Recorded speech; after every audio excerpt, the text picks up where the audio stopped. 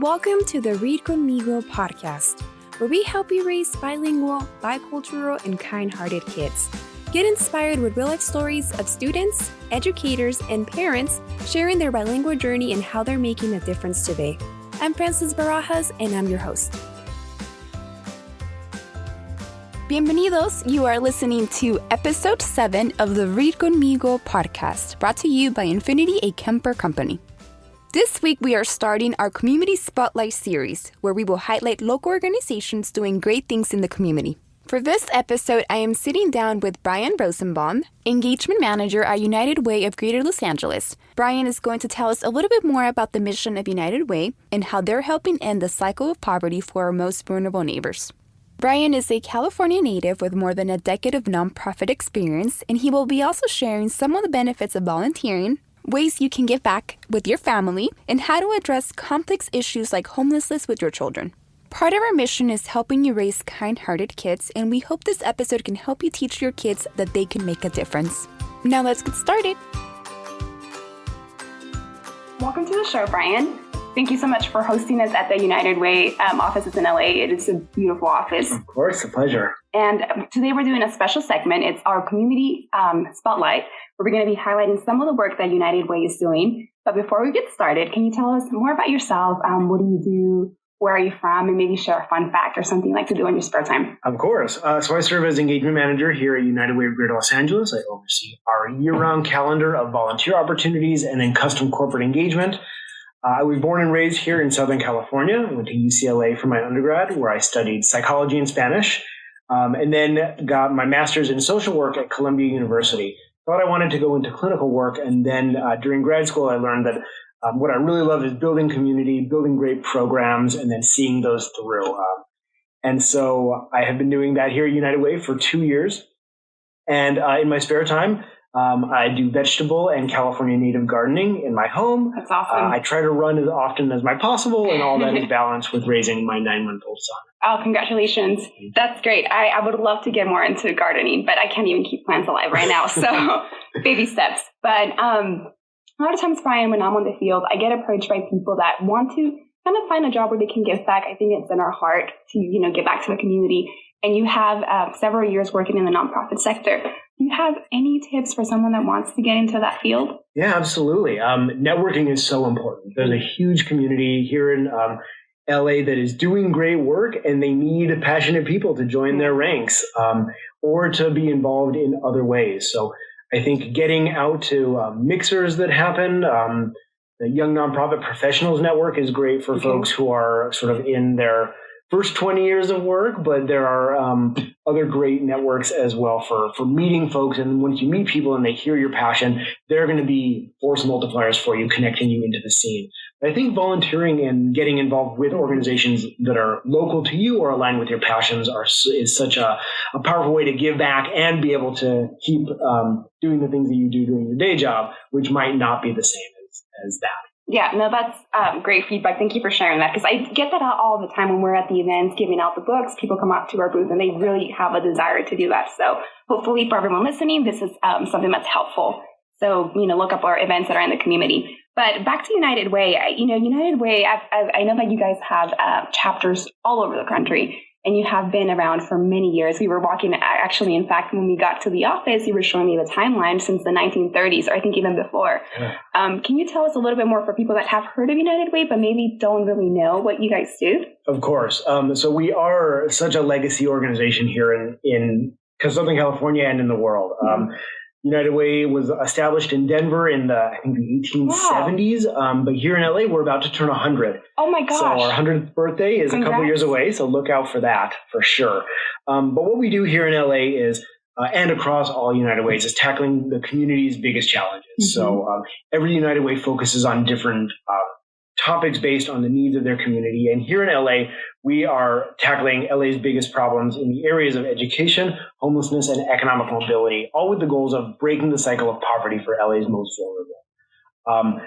We are the convener. We're bringing together business and government and nonprofit and faith-based communities and grassroots movements and more, because you can't eat if you don't have a table to sit at. And so we provide the table to do the systems change. And at the same time, we're funding great organizations out in the community, doing the on the ground, the boots on the ground work, helping those kids get through high school and graduate college and career ready, or helping folks on the street find housing, or helping families find that financial stability so they can be upwardly mobile economically. Yes, I love that United Way touches so many different levels. Like you mentioned, supporting the nonprofits, and then also some direct services with the college students. And then in your area specifically, I know that you help with all the volunteering efforts. Can you tell us a little bit more about your role? Yeah, absolutely. So I've been, again, with the organization for about 2 years, and we have a number of signature events that either are sort of our events or events that we partner with other large groups in the community. So every year we have our home walk, our giant 5K run walk to end homelessness that raises more than $1 million and sees 10,000 people walking the streets of downtown LA. Amazing. It really feels more like a rally than like a 5K, although certainly people do run it. And actually next month, we will be having our Fall into Literacy Community Book Festival. It is my favorite event of the year. Yes. It is a celebration of literacy and culture and community resources. Last year it saw 1,600 families and individuals come out, and every child walks home with a free book to add to their personal library, because we know that having those resources at home is such a critical step in terms of building culture of reading in your home, but also making kids feel like,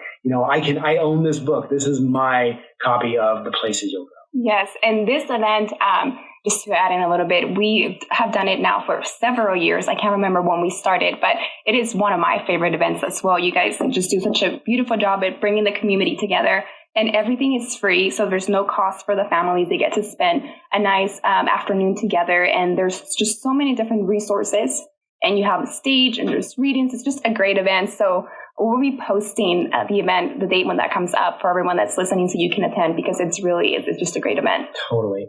A couple other volunteer opportunities that I'm really passionate about is one of them is VITA. So that's the Volunteer Income Tax Assistance Program. It's run through the IRS, but it's pretty decentralized. So any nonprofit out there can train volunteers to get certified to be VITA tax preparers, where they can then go out in the community and help low-income families file their taxes for free. Filing your taxes is so important because especially low-income families, we know that a quarter of families who are eligible to receive the earned income tax credit don't actually claim it. Wow. So that's more than $2,000 the families have earned because they're working. It's a federal tax credit, but they don't claim it.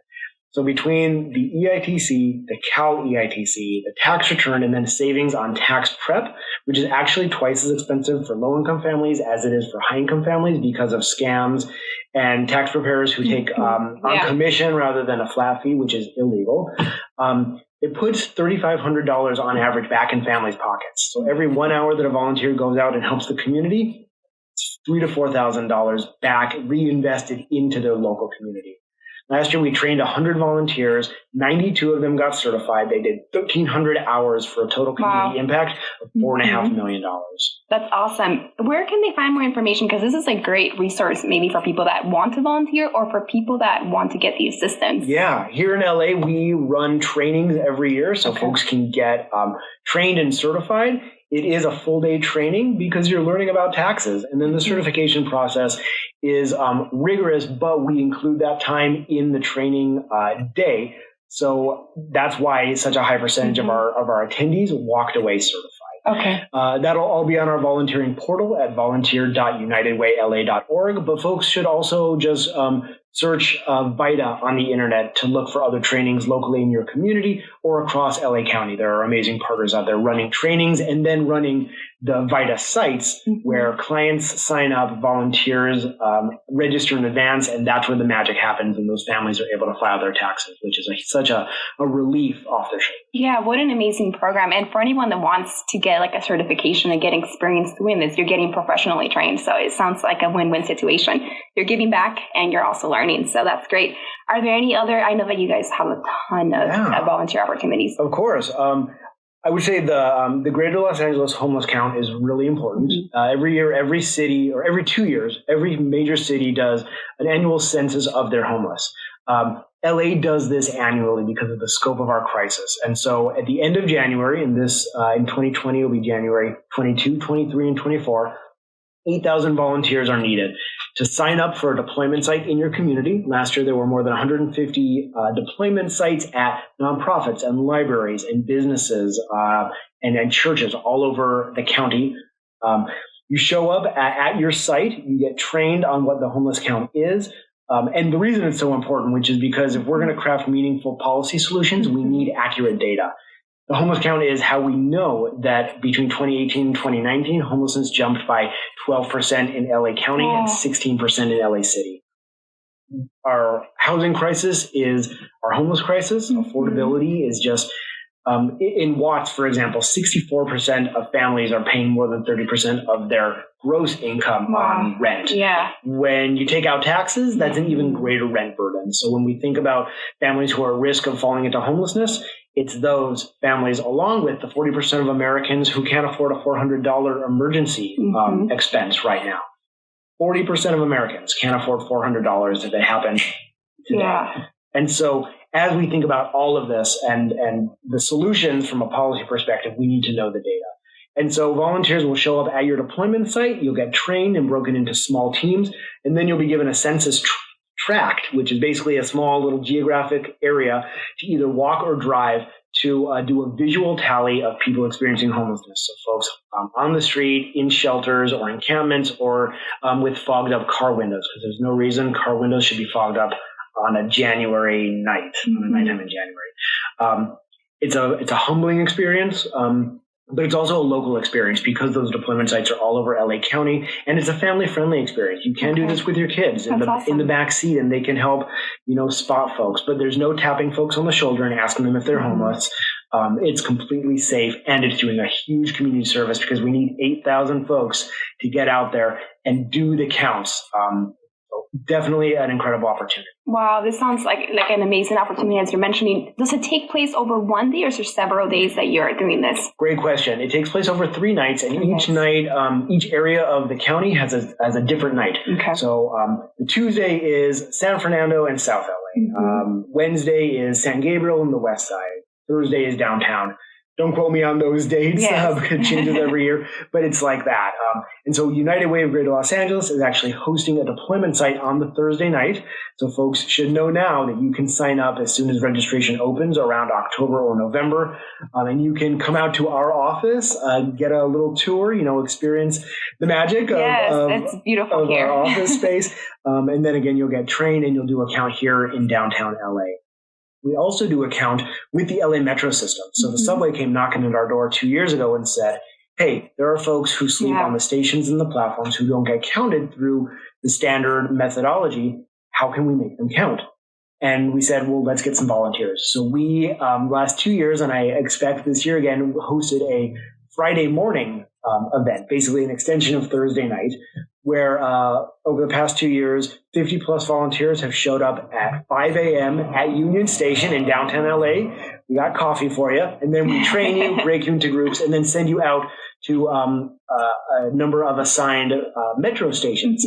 So you ride the train out, get off, do the count, catch the next train, and count those folks who are experiencing homelessness in the subway system. And last year we counted 75 folks in Union Station alone. So a large number, and just shows that those folks would not have been counted, but they count. And so the question is, will you? Yeah, no, these are all great initiatives. Thank you for sharing.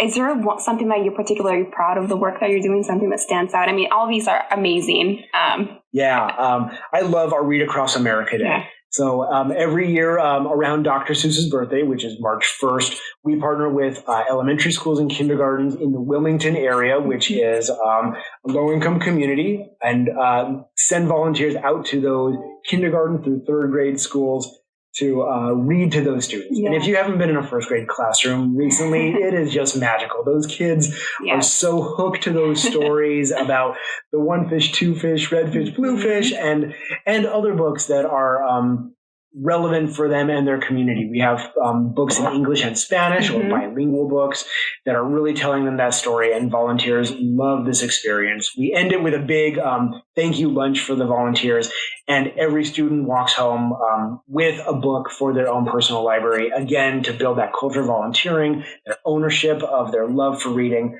and support the families as well. Yes, I got to be part of this event as well, and it was very lovely. For everyone that has ever wanted to be a teacher or had that experience, it's a great opportunity to come into the classroom and sit down. And I think it also for me, when I was doing that, it was just sort of like kind of like a realization of how things have changed, because we interact with the children and we ask them, what do you want to be when you grow up? And there's so many different things now that we didn't have back then without social media or without YouTube and all of that. So it's really interesting to see their responses and just to have, connection with the child today. So I really encourage everyone listening, if you have time, this is a great event to be part of. Yeah. And we'll be posting that volunteer opportunity probably in January. Once we have the schools lined up and the classrooms and know how many books we can give away.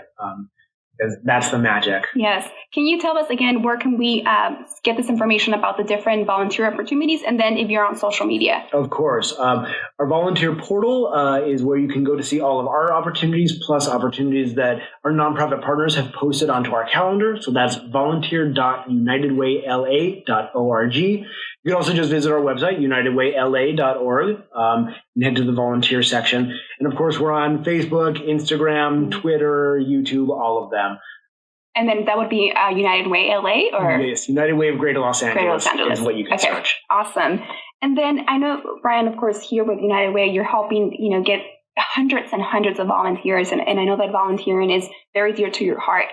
Can you tell us maybe what are some of the benefits of volunteering? And then why should maybe we volunteer more often? Yeah, absolutely. I mean, volunteering is so good for you and for the community. And so there's a lot of reasons to do it. Connecting to other people who share your passion, who share your interests, who live near you. It's good for those social connections and for making friends, but it's also good for your mind and body. It counteracts stress, it counteracts depression, and it increases your self-confidence, knowing that you can make a difference. Yes. I think it can also advance your career, as we talked about. It's great for teaching new skills, especially if you're doing skill-based volunteering, gaining experience in new fields, and then that natural networking opportunity. And finally, I think just the fulfillment and sense of purpose that people find when they volunteer. Something that I love to say is that the purpose of life is to find your gift, but the meaning of life is to give it away. And so whether you are a banker or a mechanic or a doctor or a lawyer, you have found your gift, but now giving it away is where we can find meaning. And so going into communities where you might not have visited before, answering that call provides fulfillment to be grateful for what we have and provides meaning for our lives. That was a beautiful quote. I love it. I know that with kids as well, some of these issues that United Way tackles, they're complex issues. They're hard to explain. Homelessness, how do you explain that to your child? We also don't want children to kind of just, grow up and turn away to some of these problems, but we don't want them to be stressed and have anxiety. Do you have any tips on what can parents do to kind of, help, not explain, but just help communicate some of these things with their kids? Yeah. Well, actually, it's a timely question, because this past weekend I was out to brunch with some friends, and they have a 4-year-old. And so she's just starting to explore her world and ask all the questions. And as we walked, from where we parked to brunch, we passed by a person experiencing homelessness who had a dog. And throughout the entire meal, we were talking about this because she had questions. Yeah. Where is she sleeping at night? How does she feed her dog? Why can't we take her home with us? Just these naive questions, and then from a place of real curiosity. And talking to her about homelessness and the fact that some people don't have as much as others, it was hard. But it was so powerful for her to learn what privilege our families have, being able to have a roof over our head and 3 square meals a day, but also spurred her to action. And so as a group, we thought of ways that we could make a difference. And so she decided to run a sock drive at her school. That's awesome. And ask, her other students, in preschool to how can we help people in our neighborhood? Because this wasn't our neighborhood. This is less than a mile from my home. So she's going to run a sock drive. We're going to do it with the neighbors. She's going to walk around to the local businesses and say, I know you don't sell socks, but can you give us some socks? I love it. That's so great. Like you said, it's so important to teach them and to also empower them and to teach them that they can make a difference. Do you have any other ideas of what parents can do to kind of help, their kids give back or instill that at an early age? Yeah, of course. I think talking with kids about, how lucky we are. And I think a lot of families say grace at the table, and that's just a way to instill that culture of gratitude. Volunteering as a family is really fun. Anyone can go pick up trash in their community. All you need is a trash bag and some gloves. And here in LA, anyone can collect that trash, leave the bags in kind of in an alley or sort of an inconspicuous but not hidden spot, and use 311 to submit an illegal dumping an illegal dumping request. Mm-hmm. So 311 is the phone number. There's also an app. I think it's My 311 LA. Wow, that's great. Yeah. You can submit that there are trash bags on the street, and they will come and pick up that trash. Or, of course, you can just put it in your black bin and put it out on the street on your trash day. But I've spoken with 311, and they say, yes, please pick up that trash. It's better in trash bags than it is on the street. So even though you're submitting an illegal dumping request, it's better in bags than in our gutters and heading out to the ocean. Yeah, no, I love this one because it's very simple and, kids can do it. It's not something that, they're going to maybe feel like they can't do. Yeah. Donation drives are also a fabulous way. I like to say that plants grow where water flows. Mm-hmm. We need that water if we're going to have these great programs. And so running a fundraiser out of your home, whether that's a lemonade stand, that very classic kind of kid thing to make some money, but give it away. And when we talk about money with kids, it is so important, keep it, spend it, save it, and give it away, right? Mm-hmm. Spend, save, and give are the three things that we need to be teaching our kids. And that can start really early with kids by having 3 different jars where here's what I'm going to spend of my allowance. Here's what I'm going to save because you got to start thinking about retirement or that 529 account to start preparing for college. Or giving away. And so, many folks say that 10% is the right number, especially to teach children. And if people continue to give 10%, we would end poverty tomorrow. Yeah, I love that you mentioned that as well, because it's so important to start, instilling these behaviors or just the want to give at an early age. And I think when children are little, I've seen it with my siblings as well. They light up just, being able to give back in even a little way. Yeah. I don't know if you've done much online fundraising, but every year for Home Walk, we have an internal team here at United Way. And, we fundraise as well because it's our commitment to the mission. And just, putting it out on Facebook or putting it out on Twitter and saying, hey, this is important to me. I don't post things like this very often. So when I do, it matters. And when those dollars start coming in, it is so empowering to know that family and friends care about you and the issues that are important to you. Yes. And for everyone listening, I know that it can be hard to set time. I mean, we're all busy. We all work. We have responsibilities. You have to take kids to practice. And it can be hard to find that time to give back. But I think it's so important for all the things that you've mentioned, all the benefits you mentioned, Brian, and just, to be able to contribute to our community. So I really want to encourage everyone. Maybe you can do it, obviously maybe not every day, but maybe once a month, maybe it's once a quarter, just whatever works for your family. I think it'll make a big impact on your child to be able to do that. Absolutely. Hey, Conmigo family, we want to take a short break to thank our sponsor, Infinity, a Kemper company, for promoting bilingual literacy and helping families save hundreds of dollars on auto insurance. We know the cost of raising a family can add up quickly. That's why Infinity offers 3 standard options to all of our Conmigo podcast listeners. You can customize your coverage to fit your needs and ensure the safety of your loved ones while you're on the road. So whether your budget is limited and you need to meet state minimum requirements or you want the best protection possible, Infinity has you covered. Get your free auto insurance quote online today at reconmigo.org/podcast or give us a call at 833-265-7024. Again, that is 833-265-7024. Thank you, and now back to our episode. And then I know, there's a lot more that United Way does. You're all doing great work and you're supporting different nonprofits and you're, just helping, like you mentioned, bring all these organizations together. How can people contribute? How can people help support your mission? I know you mentioned the volunteering. Is there any other ways that they can, be part of the work that you're doing? Yeah, absolutely. We have so many ways to get involved. And some of those big events are the easy ways like home walk or fall into literacy, big events where we need volunteers, or you can come out with your family and just be part of those events. We also are active online, building that, driving that visibility in the place where people are, which is on Instagram and Facebook, liking posts and commenting and retweeting or sharing those Facebook posts is so valuable in terms of just everyone counts. Every one of those engagements online counts. But I think I would also encourage people to learn more about our work, especially our Everyone In campaign to end chronic homelessness. Last night, 59,000 people slept on the streets, in shelters, and in their cars in LA.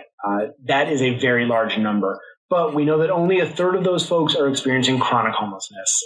Those are the folks who have been on the streets for more than a year or have had more than 4 bouts of homelessness in the last 3 years. Those are the folks that are most at risk of dying on the streets. And that's really hard to say, but you know what? We have to acknowledge the reality of what homelessness means for our neighbors. Yes. And they are our neighbors. 70% of people experiencing homelessness in LA are from LA. And so the myth of people coming from Minnesota for the good weather is just that. It's a myth. And I recently saw an article that said that I think we had more deaths in LA than other states. There are more cold, and so it's definitely a myth, I think. In LA, compared to New York, so New York has a larger homeless population, but 95% of their people experiencing homelessness are sheltered because they have winter to deal with. Here in LA, only 25% of our homeless population is sheltered. And we have ourselves to blame. We need to build more homes because homes end homelessness, but we can't just build ourselves out of this problem.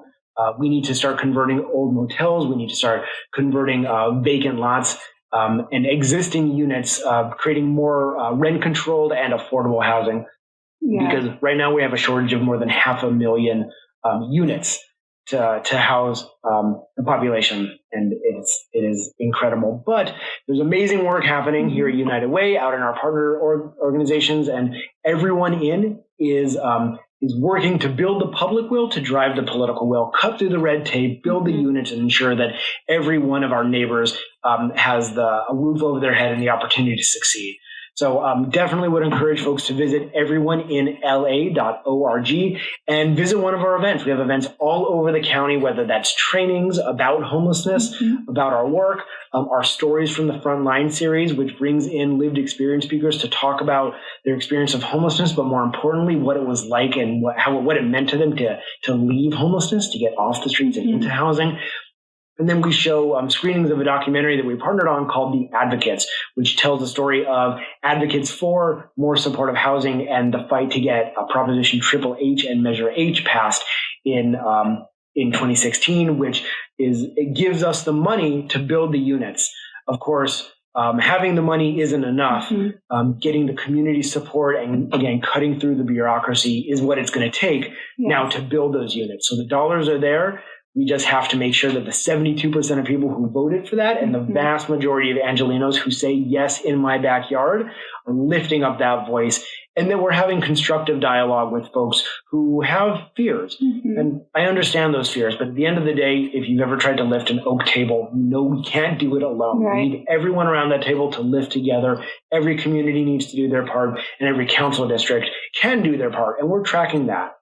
So on the Everyone In website, we have a tracker to document how many units have been built and how many are committed in each council district of the 15 in LA County, based on the 222 plan, where every single council member said, yes, we will build 222 units in my community. And you can see some are doing a great job and some are barely sort of moving the needle. And so being an advocate and being an activist for this is what we need. And so come out, learn more about the crisis, learn about how you can make a difference in your community, and let's build that grassroots movement to get more housing built. Thank you for sharing that. I think for people, listening that want to learn more, this is so important. And I think once you hear testimonies, I know that with our work through the Dream Center, we got to meet some people that were homeless and that have, turned their lives back around. And it's just so inspiring to see, how they come. Maybe some of them were in drugs or whatever it may be. And, to know those stories, it's just really inspiring. So for, again, everyone listening, please, go to the resources that Brian mentioned and get informed and learn a little bit more about how we can all contribute to end this homelessness issue here. So I want to talk also about, I know you mentioned, you have a 9-month-old son. And with Conmigo for us, we really believe in raising bilingual children.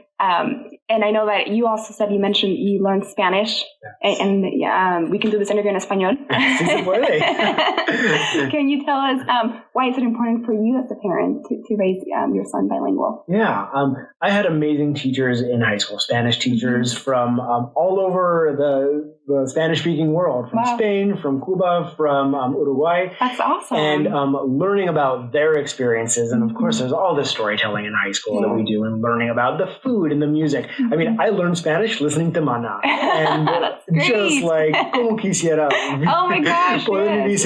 Like, that is the love song, you know, that I grew up, that I learned Spanish to. And Manu Chao and Carlos Vives and just incredible artists that are telling their stories locally. And that peek into another world really, I think, actually changed my life. I'm a white man. I grew up on a golf course. I come from a lot of privilege, and those were not stories that I had ever heard or folks I'd interacted with. And so learning Spanish really opened my eyes to kind of a whole new world. Yeah. And so my Spanish teachers in high school also encouraged me that if I continued studying, I could study abroad, which for me led me to Barcelona for my junior year at UCLA. I turned 21 in Barcelona. It was the most incredible experience, and the first time I lived on my own and kind of had to fend for myself. And so being in that environment, getting fluent in Spanish, and then also just seeing another part of this big world that I had only seen a very small part of, encouraged me to want to fulfill sort of my mission, which is to use my privilege, use all of the resources and benefits that I've had, none of which through my own doing, to make the world a better place. And so that was what led me into the nonprofit world, but also is encouraging me to raise my son speaking Spanish. So my wife and I are only speaking Spanish at home as much as we can. And knowing the benefits of bilingualism, which is just your brain is supercharged. People who are bilingual and who learn during that critical period when language is being acquired, they're sharper, they're smarter, they're better able to multitask, they're better able to stand abstract concepts because they're hearing English and Spanish. Blue is both blue and azul, and understanding that as ingrained in you rather than me as a second language learner, and having to translate in my head, at least for the first years of learning Spanish. It's an incredible gift that I hope I'm giving my son. And of course, there are the career benefits down the line is that every job that I've had, I've been able to say, and not only am I able to engage with English speakers, and especially as a social worker, I'm able to engage with Spanish-speaking clients, partners, stakeholders, etc. Yeah, no, those are all great benefits. And I love that you mentioned how it opened, you kind of your eyes to a new world, because language does that, right? Once we acquire it, it can be another language. It doesn't have to be Spanish, but just having that you're introduced to a new culture, and new people, and it's just so amazing to be able to have that and that appreciation that comes once you learn other cultures. And I love that so many high schools now are they're doing English and Spanish and Spanish and French and German and all the classic ones, but they're doing Japanese and they're doing Chinese, they're doing Mandarin too. And imagine being a low-income kid in Pacoima and saying, wow, I get to learn Chinese, completely different way of writing, completely different way even of thinking. And just expanding their minds for kids who may have, their understanding of China is dumplings and lo mein. Yes, I love that. I love that you mentioned that, because we do have more dual language programs that are offering other language besides Spanish. I've seen Mandarin. And of course, also when kids learn languages, like their brain is capable of doing that. Because I think a lot of times people think that if you learn a language, then you're going to confuse your child. And, your child can definitely learn Mandarin and can learn Spanish and can learn any language when they're young. That, that's what the brain is amazing. They can do so many things. It's a sponge. And it's soaking up everything you say to them, everything you do, every laugh, every smile, but every word. Yes. And I love that you everything you say. Wow. Yes. Every word, because when you read to your child, again, in any language, it doesn't matter if it's English or Spanish, you're helping work the brain and you're helping introduce words. And it's fine if you're not a native English speaker, you can still read to them in Spanish. And it's just so important to be able to do that. Hey, Read Conmigo family. Thank you for listening to this episode of the Read Conmigo podcast. We're going to take a quick break, but we will be right back after this message from our sponsor. Somos de Cuba. We've been here since 1961. De Bogotá, Miami in 2002. Abuela and Abuela were our age when they came here. We've all traveled different roads to get here, but we never forget the day we arrived in America. At Infinity Auto Insurance, we believe that when you're proud of where you come from, you're confident of the road ahead. We want to be part of your journey from generation to generation. Infinity, the journey is yours. Thanks again to Infinity for sponsoring this podcast. If you would like to save on your auto insurance, please call Infinity at 833-265-7024. That's 833-265-7034. Moving on to our favorites pick segment. So we're going to ask you maybe what is your favorite app or tool of the moment? And then we're going to ask for your favorite piece of advice and then a favorite quote. You can start whichever one you want. Of course. So my favorite productivity hack is being really fast in terms of shortcuts on the computer. There are so many ways that I save time by being able to use my computer, just using my keyboard. And had a computer teacher back in the 90s who said, if you can't use your computer without a mouse, you shouldn't be using a computer. Wow. And that's a little extreme. Yeah. But knowing how to flip between windows, alt tab, using Windows E to open the file explorer, using shift to highlight or control, and I'm like using my fingers right now on the table like to remind myself, control to jump words or paragraphs by using up or down. Control enter to send an email. It makes my life 10 times faster, makes me more efficient. And, I'm known as someone who's just super fast. And part of that is probably because I move too quickly sometimes, but also just because of my fluency on the computer. And that's a great one because nowadays everything's on the computer. I mean, more and more of our lives, it's, on the computer, whether that's work or email or whatever. So knowing how to use that is really important. Absolutely. The best advice I have ever received is an African proverb, as I understand it, which is, if you want to go fast, go alone, but if you want to go far, go together. So many times in my life, I've tried to do things alone. And I do it without checking my blind spot or not asking for help or consulting the right people, or in general, just thinking that I was, I was the bomb. And that's my own ego and privilege speaking. Yeah. But at the end of the day, this advice reminds me, I can do it fast, but the likelihood of messing up or not including the right person or just not fully thinking something through the risk is too high and the stakes are too high. If it's my family, if it's my work, if it's my passions that I'm working on. So the redefining of success as not how many things I got done today, but how many people I collaborated with is a paradigm shift. And I owe that advice to a very wise person, and that's my wife. So I'm the luckiest guy in the world because she has taught me how collaboration and teamwork and partnership isn't just important because it limits mistakes, but it also lifts others into leadership. It honors their knowledge, it builds relationships, and then it creates those shared knowledge and experiences which can inform our relationships down the line and the work down the line. Because when we worked on one thing together, that person can come back and say, hey, remember when we did that? I have something new that just came up. I have an idea. And if we hadn't done that together previously, we couldn't do that together in the future. So it's just the start of a chain reaction. That is so powerful. I feel like everyone, you need to rewind that and take a note and shift the way you view success. And that was so beautifully said. And wow. Thank you. Tell your wife. Thank you. I'm flattered. But one quote that I will leave folks with is the best time to plant a tree was 10 years ago. The second best time is now.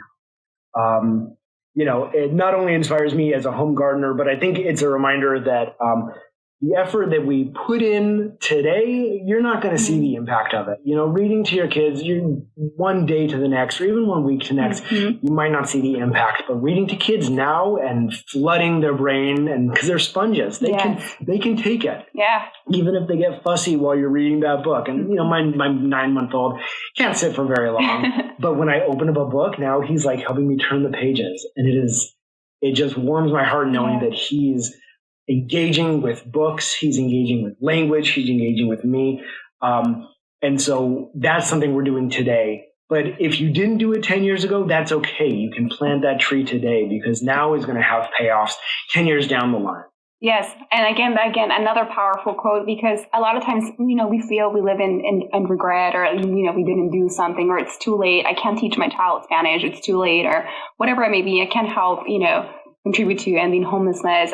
But if you have this mindset that, what you do now, that's what matters. What was in the past, we can't change that, but you can change that now. So This has been such a wonderful interview. Thank you so much again for giving us time to come into the office, giving us a tour, and for all the great work that United Way is doing, and for just letting us get a glimpse of that. It's a pleasure, Francis. Thank you so much. Thank you.